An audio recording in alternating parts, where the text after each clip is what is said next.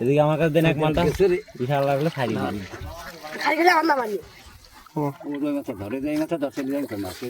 মাছ যাবি তো মাছ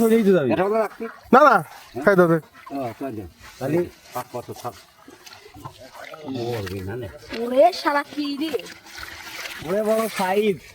কিছু করো হ্যাঁ